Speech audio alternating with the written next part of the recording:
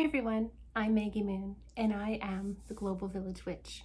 I am so excited for today, 31 Days of Magic to kickstart the new year, challenge that was put forth by Dee from Divination and Yvette the Witch of Willow Creek. For today I'm playing a little bit of catch up. I didn't get to post yesterday, so I am posting Day 7, Poppet Magic, and then for today, it would be charge a crystal or stone. So I'm going to cover those two together. I've already have made a crystal video some time back. So at the end of this video, I'm going to link to that if you're interested in seeing that. So Poppet Magic, if you put in hashtag 31 Days of Magic, Day 7, you're going to see a lot of the lovely work that the other people who are participating have already done. So I'm not going to cover the same things, at least I don't think so at the point of this recording. And I'm just going to share a practice that I use. I use a lot of different practices, but this is something that I use a lot. So I use two different things.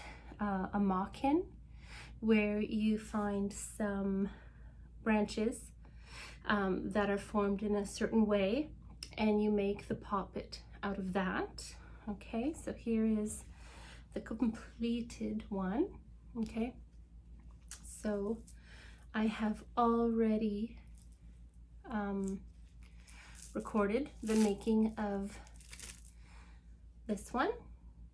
Okay, and this is called a Mawkins, and you can find more information about making them in this awesome book on Carow, Gwynn, Sorcery and the Ancient Fairy Faith by Artisson. Now this is one of my absolute favorite books.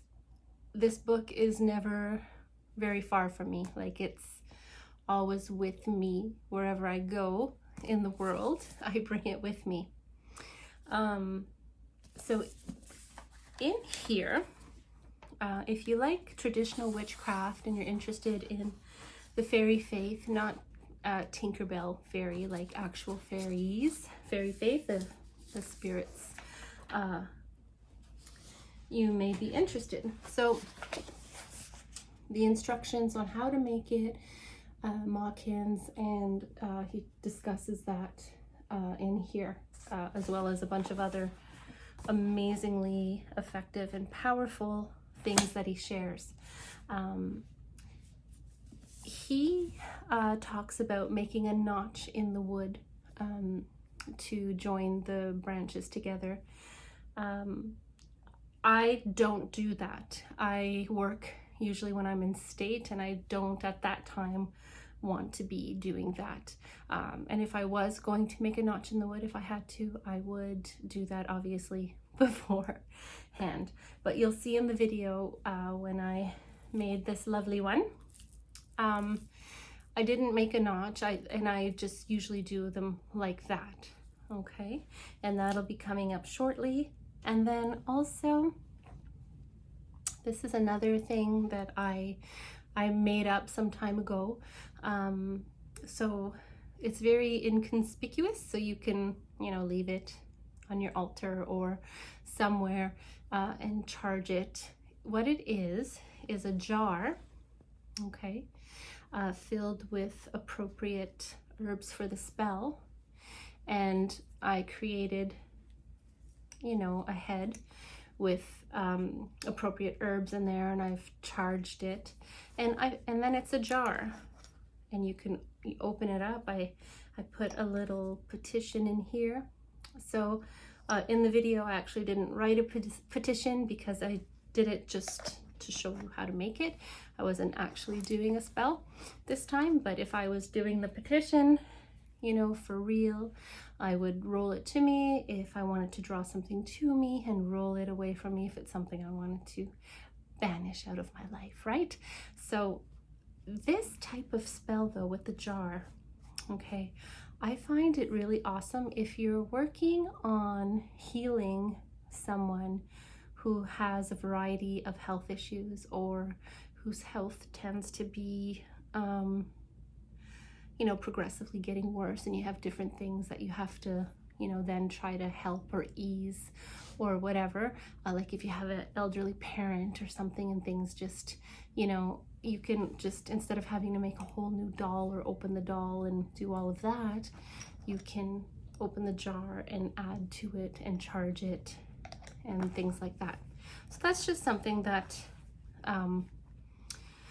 I think is very handy. So I hope you enjoy the video coming up, and some other books that talk about Poppet magic that are associated with traditional style magic, which I love, is the British Book of Spells and Charms by Graham King.